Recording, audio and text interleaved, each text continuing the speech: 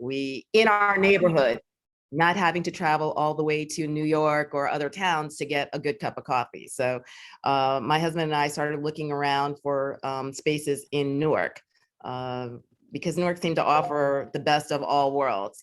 You had the commercial, you have residential, you have the educational community there, academic community there. So we were quite happy to find a location in Newark that would actually fulfill a lot of our prerequisites to start a coffee shop. So I was quite happy, to be honest. What year was that? What year was that? That was, it seems like such a long time ago. That was 2016. We actually started, we opened in 2017, because it took about a year to get everything, together with that business. But we were actually, I walked up and down the corridors of and streets of Newark looking for a space, something that was small enough that I could handle, but large enough to actually offer us some sort of like profits, right? So that was very challenging to find the correct space at the correct time, but we were able to do it. So I'm real happy about that. I think that within these 5 years, we've grown as a business because we've had the community support and the support of the businesses in the area. Basically, Black Swan Espresso is a specialty coffee shop. So we sell retail coffee bags. We sell different types of espresso drinks, pastries that we actually make ourselves, some of them, salads, lunches. We do a lot of catering, gift baskets, that type of thing. So we've grown as a business because when I first started, I didn't have my sons really working with me, but now that they are starting to work with me, we're even seeing more profits because they have a different way of doing things and a different way of seeing things. As I've expressed to you many times, Dale, the difference in the way that, we see the business and so on, because I think younger people, they bring in all the digital technology, they bring in all of the, social media, all the different ways of, building a business, which are not always what you would think of as an older person, right? It's like you just want to get out there and make sure that we're selling cups of coffee and getting the pastry sold and so on. But I think it's been really a great experience as a family business to do it with my sons, because now they have a legacy. Now they have something, right? And something that they've actually put a lot of time and energy into. So it's not even easy. Like when you think, oh, hey, we're not doing all that well, should we close? Nah, closing doesn't seem to be an option because we've all put so much energy and so much into it. It's not something that we can even really think about. The only thing that we can think about now is how do we build the business even further and make it a better business than what it is today.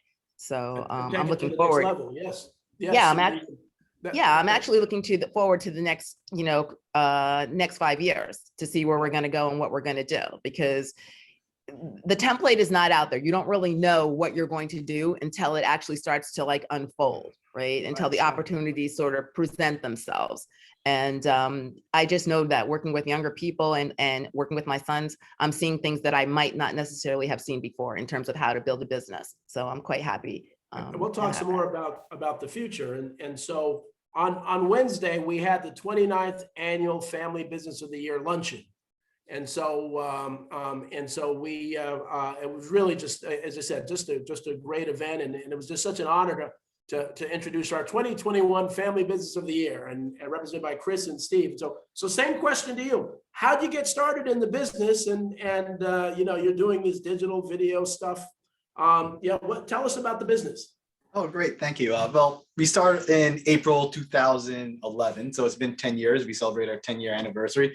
The first 5 years was rough with this, but Steve and I both worked at different marketing and ad agencies previously. So we have a lot of experience working at different companies. But then in 2011, we decided to go all digital and start our own company, Estro Digital Communications. We are a web development and medical marketing firm. So anything to do with high-tech web development, small, medium, and enterprise level, as well. In the marketing space, we primarily focus on medical marketing. So that's what the core business is. And basically what started this whole thing was our parents, our mom and dad kept saying, you got to start a business, you have to start a business. They weren't, our dad is a programmer at UPS, and our mom, she was a registered nurse. She's way been retired for quite a few years now. But when they came here in the 70s, they just kept telling, just just trying to beat it in our head. You got to start a business. You got to start a business. We were only good at the computer. That's the only thing that we were actually good at. We didn't play sports. We didn't do. We were good at school because it was naturally we were just good with technology. But the one thing we did learn was that we knew how to build websites even back when we were teenagers.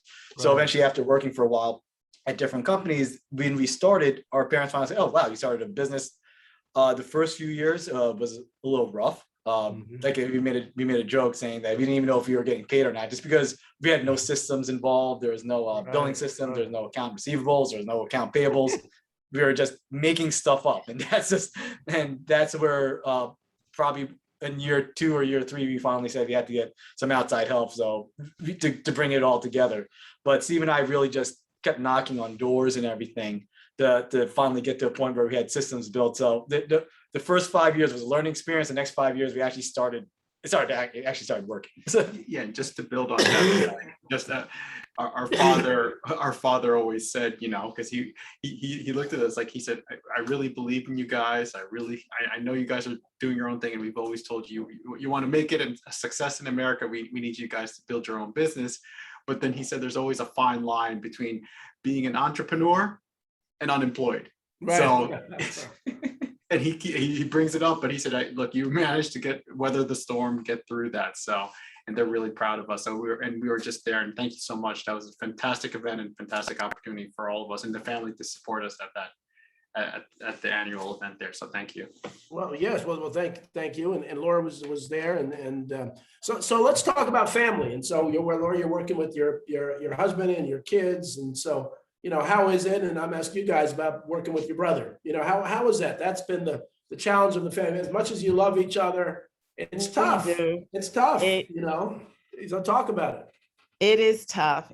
For us, it is definitely tough. I mean, Adam couldn't come to the luncheon because he's working. Right now, we're it's a small staff. We're really just, making sure that we keep a lean staff so that, we can work better and more efficiently. So it's very difficult because right now, since COVID, we don't have a lot of people working for us. So everybody's has many hats, right? So there's social media, there's, being a barista. Sometimes I have to jump in there and be a barista as well. So I think it's a little bit stressful, especially when your mother's working in the shop as well. So I try to stay out of there and out of the barista's hair as much as possible so that they feel like they're doing their own thing and let him just run that, because it can definitely be some clashing in there. And it's kind of like, we need to step outside and have this discussion, as opposed to having it inside, because I think you slip into your mom role and son roles as opposed to okay, we're business partners. Right. And I think I told you before, Dale, that when we're in business, he's calling me Laura as opposed to mom, because he doesn't want to slide into that total 100% mom role. So yeah, I think I think we go in and out, but we love each other and we know that we're trying to build a business. So I think that as we try and build the business, that's what keeps everything sort of, gelling together in many ways. Because as I said before, his way of doing things is a lot different than the way that I look at it, but that doesn't mean his way is wrong. It's just different, right? In terms of how he sees social media and business and events. But I think that as the days go on, I'm giving more control to them and letting them run the business in the way that they see fit, because we have that common goal, right? Which is to provide a quality product to our customers and to the community. So I think that's been the glue that keeps everything together. It keeps it together. And I mean, on my show, Family Business World and Entrepreneur State of Mind, I talk to a lot of long-term entrepreneurs, long-term family businesses. And I say, well, what did you do when you first came? And many of them started sweeping the floors. And it really becomes very clear that when you start doing menial stuff, you value the company more than if you start as a senior VP in the back office and, you just want to get in and sell the business. And so that's really important. But now you guys are brothers. You're clearly very close. How is it? I know you get on each other's nerves. I have a brother. I love my brother, my younger brother, but we get on each other's nerves every now and then. And he lives in Maryland. I live in New Jersey. So imagine, being next to each other. How does that work? Well, actually, it works really well. I think the first few years was tough because we didn't realize what each other's strengths are. And what we really focus on our business, because we're a service-based business, we only focus on like three major big categories in our business. It's sales, operations, and finance. We really have our own hand on each section of those categories. So Steve takes the lead on sales, I take the lead on operations, and finance. We both work on it together. So we got to figure out it took us like 3 years to figure out what we were actually doing in that. So sometimes I was making proposals, but my proposals weren't as good. So Steve took them over, but then I took over all the operations when it came to like creative. But it took years to figure that out. And the only way that for, I guess, us working together to figure out how to make this into like a flywheel or just a seamless process was that we just had to go through it. And that really, there was arguments, there was trying to figure out who was doing things better. And it was never a competition because it was always like how do you make the business run better? And how do we fulfill our clients' needs better? So basically what it took was a lot of like, I guess, sweat equity, you could call it, and mistakes. But eventually, like we joke about like around year 5, when we finally figured it out, literally in 2016, we finally figured it out where the business was actually operating like a flywheel, where we were billing on time, we were getting paid for our services on time at the proper rate. We didn't even have a sales process. So then we were just going out there belly to belly, just trying to figure it out. But now we have a sales process. But it really came back down to just trying, failing, then figuring out what worked, deleting things. Then being a tech company or being a digital company, we were finally utilizing technology. It took us 3 years to realize that we were making invoices by like Microsoft Word. We should. Right. So it just took time, but there is no. The one thing I wish someone would do is the guide to like small business handbook, like your 10. There's so many like blogs out there, but there's certain things that we did in the first few years that we probably would have been a little more successful or a little more accelerated in our knowledge base, but it's just how it worked out. So to see the way that we worked together was that we just gunned through it. We learned from our mistakes, and we had a lot of mentors too. So a lot of them even said, "Oh, I wish I worked with my brother rather than my partner," because they were just they were business partners, but they weren't close, so they couldn't talk about things about like, all right, what do you do next? There was always some sort of like apprehension. But that's the reason why I think being in a family business worked, was that it was, we could talk about it, what the goals are, and we could even intertwine our family with that situation. That's what I think really was a strong point for this. Yeah, and I think with that, and I'm sorry, just I think a big point too, since we're brothers, we can share lunch, so we can save some money that way. So we eat the same lunch. Right, yeah. But I think the big point here is to put the ego aside. You have to put the ego aside, and I know for a fact, it's 100%. I could hands down, Chris he's the man. He is in charge of the business, and that's something I think every small business or startup in context, not saying a startup like a Silicon Valley startup, but anyone starting a new business, is that you have to get good at your business. It's not what you do. I mean, for example, it's great to hear, you have a coffee shop, and you the process of making the coffee to the baristas, that's fantastic. It's digital. That's what we do. That's our service. But how do you get good at your business? Because we got to make sure this thing runs and operates. 1, 2, the next step is, how do we build a legacy out of it? That's a whole other conversation. But the whole part is, can we stay consistent, persist, have that tenacity and that will to win? Because it's hard. No, it's not easy, and everyone wants to be in our shoes, but are they willing to put the sweat equity, like Chris said? And you have to do it, because then at least you can actually gain that freedom that you're looking for. And it's not a money thing. Obviously, everyone wants to be now not a billionaire. Right, yeah. I don't even know. I don't even know what $1 billion looks like. They got that song, "I Want to Be a Billionaire." I'm like, wow. Right.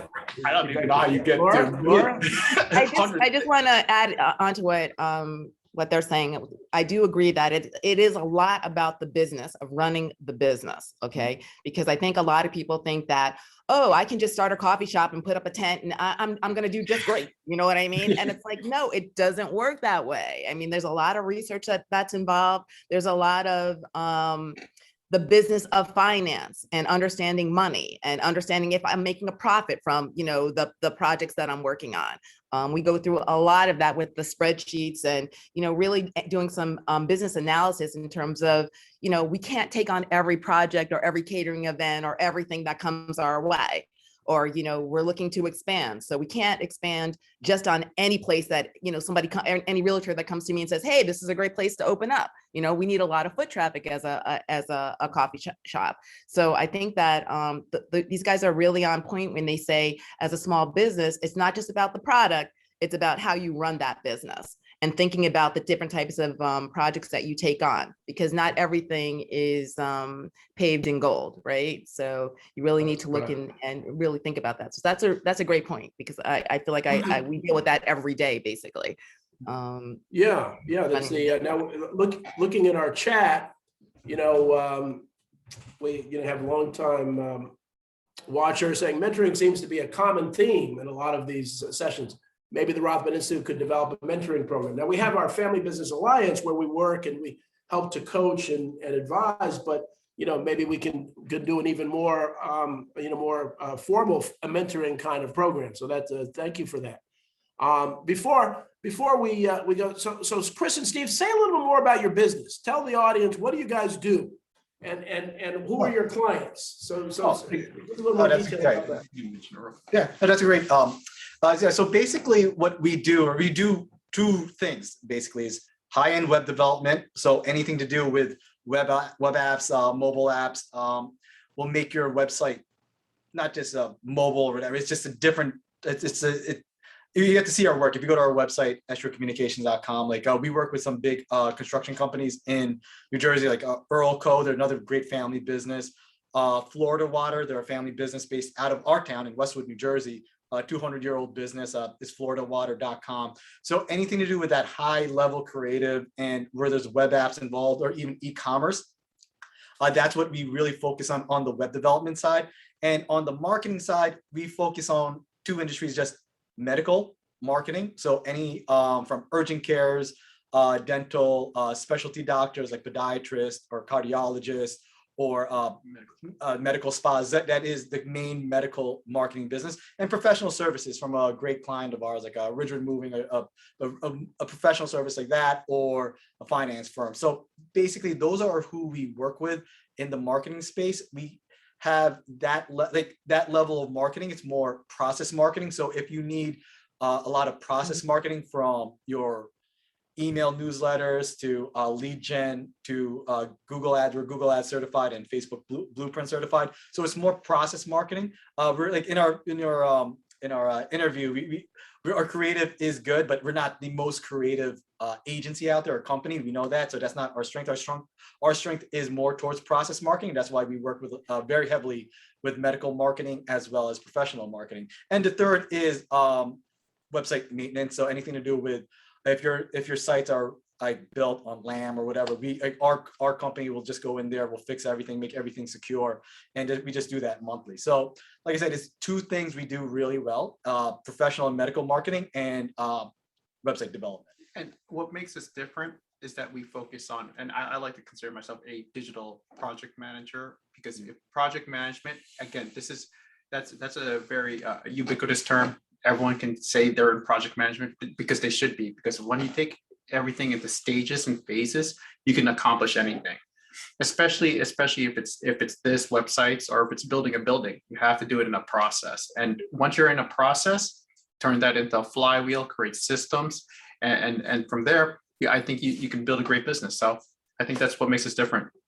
Wonderful. The other day, actually, one of my Wharton classmates, a guy named Dr. Stan Bernard, who was a medical doctor and really got into studying branding. And he has a book that's, I think, out now, really talking about branding. And one of the things that he says is that the great brands weren't really focused on the brand. And he starts out talking about Starbucks. He said that Starbucks really, they make coffee, but they're the third place, that their goal was to get people to go to work, home, and then Starbucks, and hang out in Starbucks. And by the way, we sell coffee.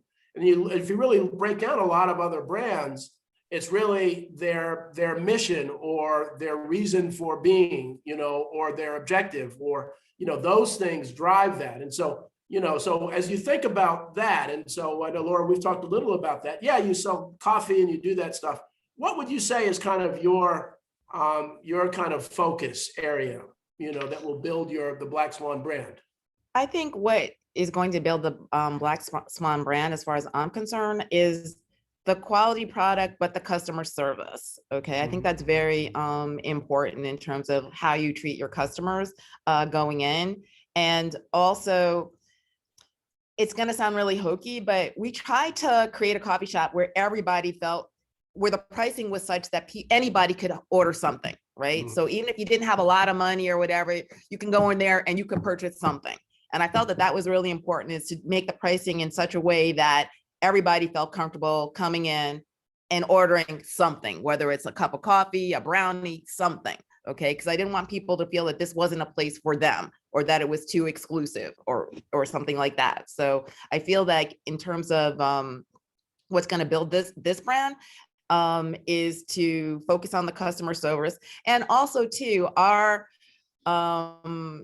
one of the things that we're trying to do with our company is to keep a smaller footprint, right? So we're not trying to expand and be this huge, Starbucks or Dunkin' Donuts. We like the idea of keeping it small and intimate so that people feel comfortable coming in. And from a business standpoint, it's easier for us to manage and build a business. So it's to have many of these different coffee shops in high traffic areas where we feel that we could be more successful. And Anita, a good friend of the show, Anita Rivers, and at FDU, has a great question. So where does art fit into your brand? As you have art. Yeah. Thanks, Anita. That's very important, actually. We support the artist community. We were in the New York Times as one of the places that the artists really felt that they could actually commune and work with other artists, right? So yeah, we support local artists in the community, and we show the art on the walls, and we have the artists. We hope that the artists will sell. Now, mostly everybody who has shown something there has sold several pieces within the that they've been showing, right? So yeah, we are definitely supporters of local art in the community, and we want art to be looked at. I think the philosophy in terms of putting up the art is that we want people to think of art in terms of not only something that you see in a gallery or someplace like that, but someplace that you see in your local community, and you can actually purchase this. This is something that's affordable to you, right? So while you're waiting for your cup of coffee, you're looking at the art and you're thinking, I have a birthday coming up. I have a Christmas present that I need to purchase. So the fact of the matter is like, hey, let me try and look at art in maybe a different way.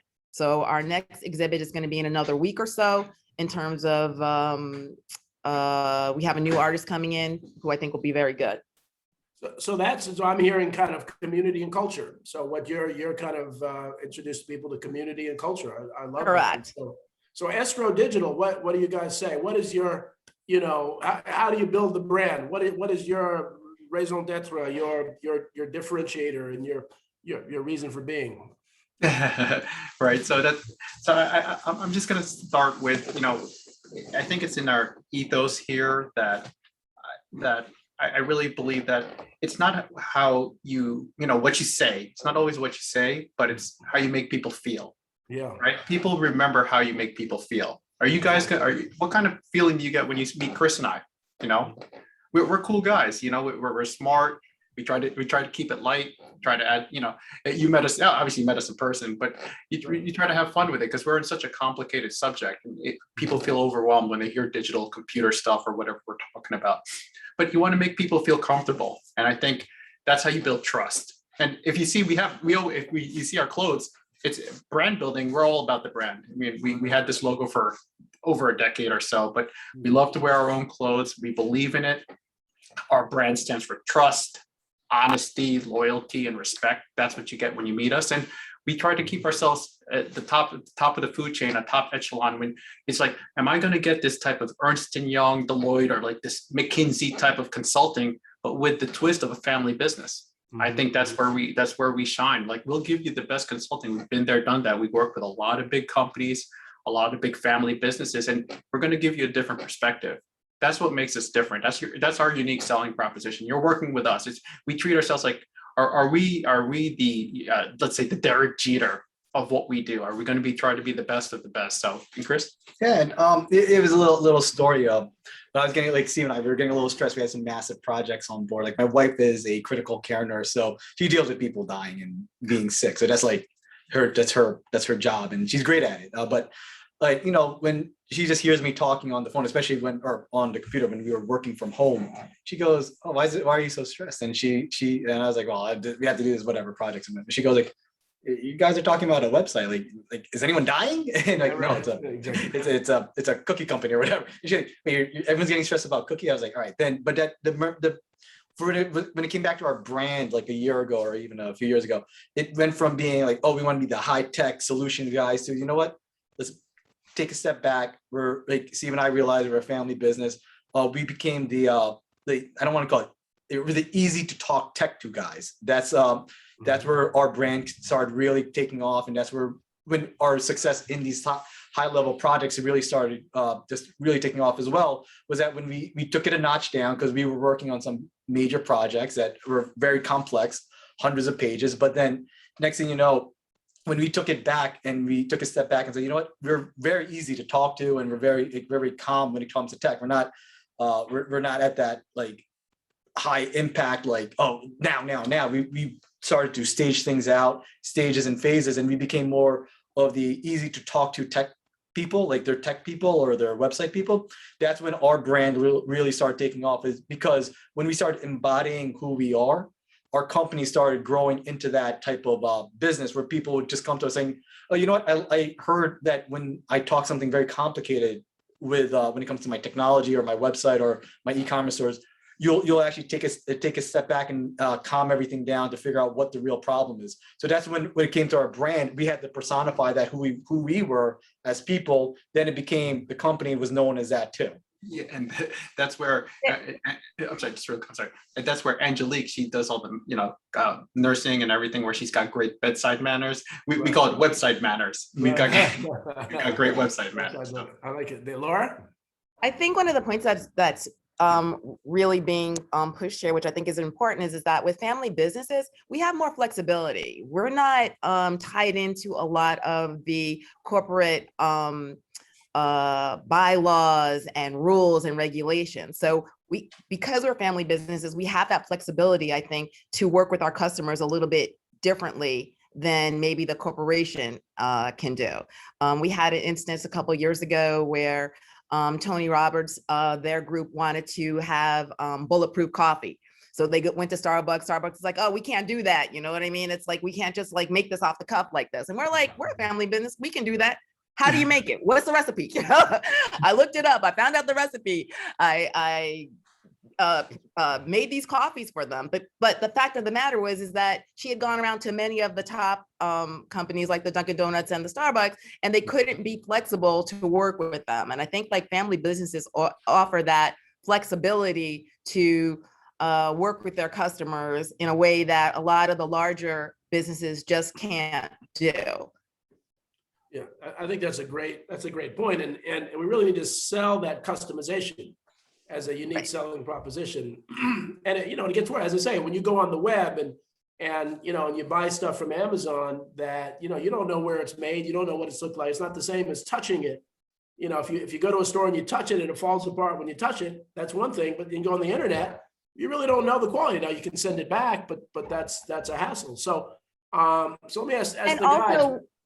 And also when people call, right, it's like they're calling and they're speaking to an owner of the company, right? Yeah. They're talking to someone, not, 3 levels down, some customer service in a different country or whatever, right? They're talking to the owner of the company. And I think people feel a lot comfortable when they're talking to people who are actually in the shop or, at the business, who actually have some buy-in to whatever their issue is, or, whatever the services that they're trying to obtain. And I think that's important as well with a lot of family businesses, is to talk to someone who actually has some skin in the game, if you will, as far as the business is concerned. And at the Rothman Institute, we're really trying to push that, to let people know these real, because people don't think really fully appreciate or absorb that uniqueness, and it's so important. So I'll ask the brothers first, and then what's keeping you guys up at night? What's your biggest challenge? I'm thinking. Hey, Laura, can you help on that? Yeah, I'm thinking about what. We'll let Laura go first.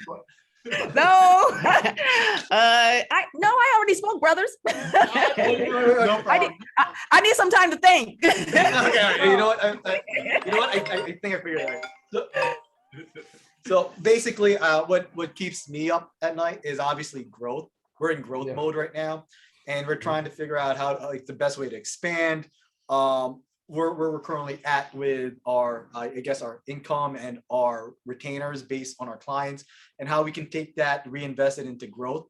I think over the past, it's been 2 years already. This is 2 years since the pandemic started. Was that we were blessed because everything went online, and we started getting a massive amount of proposals where people needed to revamp what they already have, and they thought it was a good time to start the process. It was early last year out of all things. And we thought we were ready for Armageddon, and we were like, oh man, this is not good. We seen this before in 2008 when we were working, like, all right, so we were prepping up, but then all of a sudden, one by one, month by month, people are saying, you know what, it's not downtime, but we had time to go talk to our core group. We want to do this. We want to build this app. We want to build, we want to redo this, our site, or we want to redo this microsite. So we experienced a good amount of growth back in 2020, even till now, till 2021.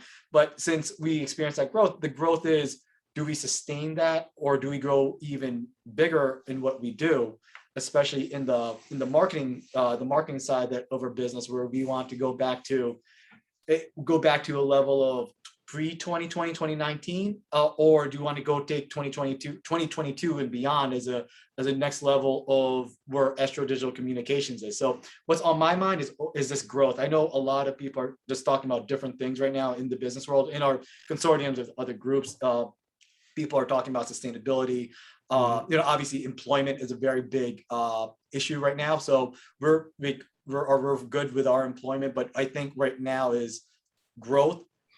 Is this sustainable at this stage of the economy or this stage of the pandemic? And third, with that growth, is where can we take this? Are we more of a national company, because do we go belly to belly on sales again, or do we just really hone into one region? Yeah, and thanks, Chris. And I think he answered that fantastic. But I just want to underline a smart point that Laura had just made right before us, that about being flexible. A little different. I think working with a family business, we're flexible, we're agile, we're flexible, but I think most importantly, we're reasonable. You can talk to us. It's not like a corporation here, you got to stick by the book. You can talk to us, but we're your friend. Like most of the time we work with family businesses too. Just talk to us like a normal person. We don't have to use these big corporate MBA words. We're not sitting at the boardroom. You can talk to us like a friend. What's the problem? And let's figure it out together. It's our problem too, because we're working together. So let's figure out this challenge, not problem. Let's figure out this challenge and overcome it. So being reasonable, I think, is a key point of being in a family business. So very well said. Very well said. Laura, what about you? I know, growth is keeping you up a little bit.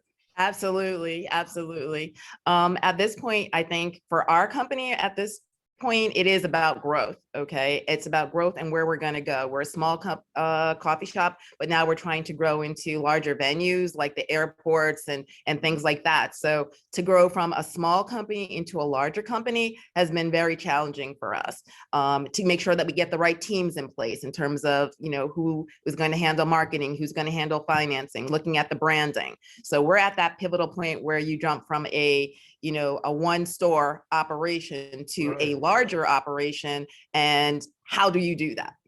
So yeah, that keeps me up at night because I'm not sure of the how. And that's why I feel like the Rothman Institute has been very good this way in terms of helping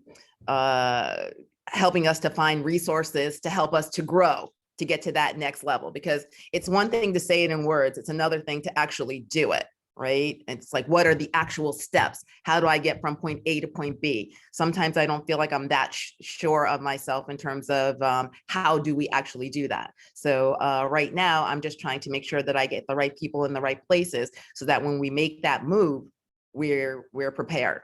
And then the second thing is for our business, different than the, do you mind if we call you the brothers? I'm starting to think of it I'm like, People- different than the brothers. People call us the escrow bros. Okay, the escrow bros. I was like, yeah, the brothers sounds good. A little bit different than the brothers, I guess, is the fact that labor is starting to be a little bit of an issue for us as a retail operation, right? So trying to get the right people that we can train and make the coffee and you know, follow our processes and things like that are a little bit challenging right now.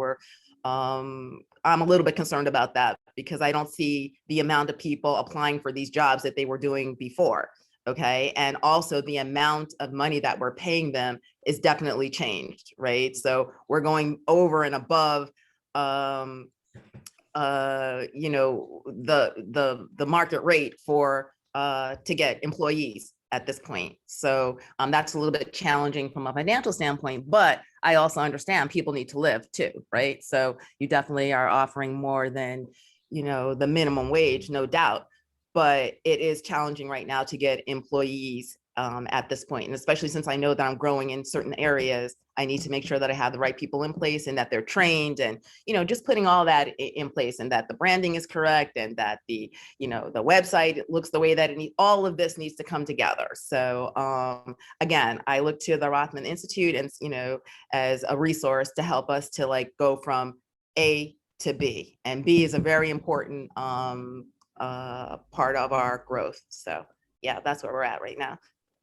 Well, and I mean, that's very, very well, well said. You know, running a business is like juggling, you know, 100 different balls, and people don't really understand that. And, you know, it's easy to drop a ball because you're busy doing other things. I want to stay on the, you know, that a lot of people are baffled by this employee shortage. You know, that there are plenty of jobs. I know with my nonprofit, we're trying to take advantage of that and find people who might not otherwise get a job to really get them into the jobs and train them. So, you know, Chris and Steve, what do you said you don't need employees, but what do you think it is? Why do you think that there's so many open jobs and people aren't applying for them? What do you think? Well, that's a good question. I mean, are you specifically talking about open jobs in the coffee shop, or you think? No, just I mean, there's a wide. Almost every industry is having trouble finding people, and so we have people on the call who are looking for good people. And so, do you guys know any people that could work but have decided to stay home? Yeah, a lot. Actually, a lot. You know what? Actually, You guys are young. Talk to me about that. yeah, because so. What you know, just listening to the people, like even our friends, some people decided just the New York City lifestyle wasn't for them. That was the commute, you know, if they live in North New Jersey like us in Bergen County, it's what, a 45-minute commute. Like I haven't commuted into the city in like 10 years, but it was like a 40, or even back then it was still half an hour, 45 minutes. Maybe it's like more now because of traffic. But they just said, you know, they had a little nest egg. They said, you know, I have time. I could do another year of this, not working. Or they left their job. They resigned. They said, you know what, they focus mostly on their family. They focus on their health. And they said, you know what, I got to figure out what I want to do. And I think what happened was that COVID was an accelerator for a lot of people to figure out where they want to be. And it made a lot of people retire. Especially because my wife, like I said, is a nurse, and she saw a lot of people who could have went another 5 years, Right? Just retired, just no, like this, Wow. like 50s and 60s, they're gone. So they had to replace them with really brand new people, like, you know, like 2-3 years worth of experience, but they were just getting replaced by, I don't want to call them green because they're not new, but with new people. But I could see a lot of people just figuring out, like, and you can see it on YouTube too, what they're talking about with the Great Resignation, was that they're trying to figure out what their home life was first, especially when they got stuck at home, especially if they worked at a corporate office. And it happened to a bunch of our friends who just said they were bankers. Like we had a friend who moved out to Colorado, just left, and just made you think, like, why would you do that? But then again, that commute, that home life situation, I could see, like, they even said, one person even told us, one of our friends said, they didn't even matter with their salary. That's what they were saying. So that's just one perspective. I know it's anecdotal, but I could see it be the theme for a lot of people who is doing this massive commute from New Jersey, anywhere from central New Jersey to North New Right. Jersey, they just couldn't do it anymore. Yeah, I think a lot of people, even our age group, 30s and That's- 40s, Yeah, 30s and 40s. they Yeah. just want to rethink what they're doing, you know, from Interesting. going to work right from college, they're going to New York City day in, day out, spending minimum 12 to 16 hours a day, going back and forth every day. And then when COVID hit, and we're not even thinking about, again, the family aspect, that they might have had siblings or family members who might have passed away, things like Oh, there's that's true. Yeah. there's so many factors that just happened in this little short amount of time when you think of it, this past year and a half, 2 years, that it's making a lot of people rethink who they are, what they want to do with their family. Are they spending enough family time? I really think, you know, family business wise, obviously I see Chris all the time, but regardless, I think a lot of people, since they were home, they like the home life. Like, maybe I could come up with Yeah, something, that's true. Yeah. you know, something more home based instead of spending 2-3 hours every day to New York and back. Since we're so local, we're just keeping it here in this context, but there's always a commute somewhere. And I don't Like, think even in LA, like the traffic there is probably a 2 hour commute. I could see that too. It just became like I said, it's all anecdotal from our friends who we talked about in our family. Like I said, someone just moved to Colorado and just literally left New York City and said, I'm not coming back. Right. We were like, okay. It's not like they were very successful. They did the whole corporate round too, just high salary, great apartment or condo, whatever they had, but they said, we're done. Right when COVID hit, they said, this is just, you know, family. Some people in their family got sick. They just said, we're done. You're not gonna do this anymore. Interesting. Wow. Laura, what about you? Do you know folks who have chosen not to work? Yeah, I mean, a lot of baristas and so on were making more money collecting unemployment than they were on going to work. So they decided not to go to work right now because, again, it was a financial decision. You know, what Steve and Chris is saying, I think has also to do with the generation. I think a lot of it to me seems like very generational, because I think if you're of a certain age group, you're going to work no matter what, right? That's how you were trained. That's how you've always done things. I think this generation is a little bit different in terms of, you know, how they think about work and, you know, how they're going to make their money and so on. So I don't know whether that's good or bad, but I know it definitely has affected the economy, because I just think that this generation is more about like lifestyle, whereas the previous generations are more about, you know, not so much. I think they thought about lifestyle. I think we thought about lifestyle, but we're more about, we need to bring in this money regardless. Okay. If That's a very good I point. commute, if I don't commute, I mean, think about your parents, Steve and Chris. It's like, you know, I don't think anybody, you know, at least in my age group, would think like, hey, I'm not going to work because of the commute. It's like, you know, you just get out there, you do what you need to do to support your family. Whereas I think, you know, over the years, this generation is a little bit more affluent, so they can maybe even afford that luxury of not, you know, going to work in the same way that the other generations have done. Because it's very, very, very different. You know, it's like, I just think it's hard. It's hard. I don't know where we're going to go as an economy, but I know that we need more people in the workplace actually working. So I'm not sure how we're going to get there yet, but hopefully that will change in the next few years. Well, but right. And I just want to build on that point too, about this dichotomy or this split between the attitude to live to work and the work to live, right? I think that's where we're headed, that shift that the people want to, you know, instead of living to go to work, right? They want to work to live. So I think that's where that big, great resignation that Chris was talking about, where we've entered this whole gig economy. I think in the gig economy, people just want gigs in context, right? Or they want to be on Upwork or freelancers or something. Uber driver. It's like, you know what? If I can make the same amount of money doing this exact function, why should I sacrifice the 2-3 hour commute? I'm already making a couple $1,000s a month. So I think this gig economy changed people's perspectives. And then, like Chris said, that COVID is an accelerator. It made them push them to, hey, you know what? I'm just going to do it. Or they were forced to do it. So that's right. But is that sustainable? That's really the question. Is the economy going to be sustaable on a gig economy? That's really where the issue is. I mean, we can't look just to today. We have to look into the future to see how things are going to work. So yeah, I have concern about that though.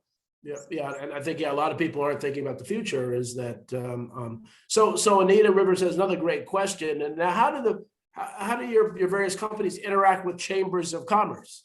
Do you take advantage of those, or talk to me about that? Either of you.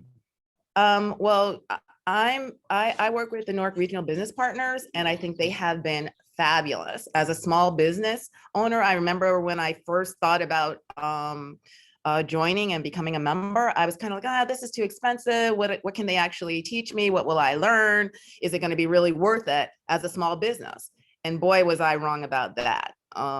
This has been one of the best experiences that I've ever had as far as working with the Chamber of Commerce, because they put us in touch with many different seminars and information about building the business that I would never have had access to. They have an economic forecasting that they do every year, which is wonderful because you get to get an understanding of where the economy is in Newark, where I'm located, and just across the country in terms of where restaurants and all different types of businesses, where they are, and just having access to that information so that when I'm thinking about how to build my business for the future, I have access to this information.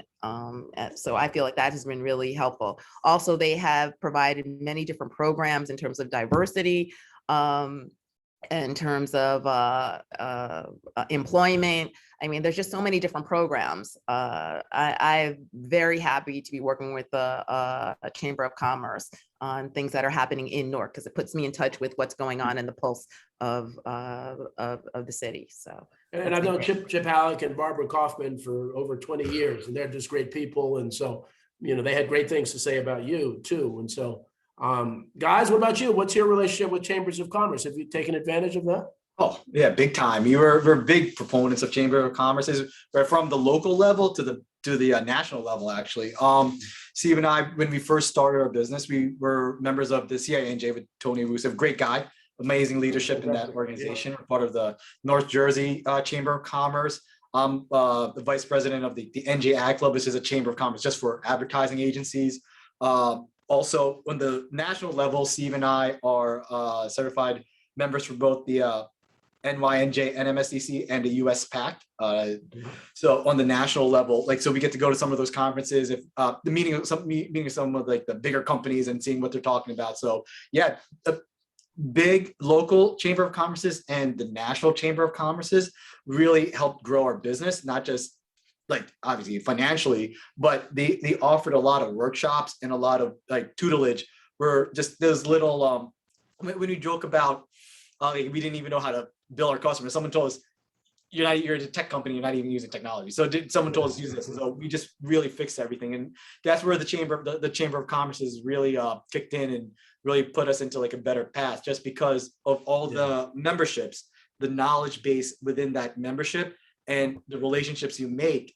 The first thing anyone should do if they open up a business is join the Chamber of Commerce, so you can get at least advice and some sort of I don't want to call it mentorship, because mentorship's it's hard to get because it's a little more intimate, but definitely Chamber of Commerce is the way to go. Yeah, and I think Chris, remember we did that Ernst & Young. Oh yeah, we got we had from the NMSDC. Yeah, From the NMSDC, they had a mentorship at Ernst & Young, and we were able to do I think a couple days seminar with them, and it helped fine tune and refine our business and our skill set. So really recommend it. They're there to support you. That's what the purpose is. It's mostly their mission, and you got to be involved.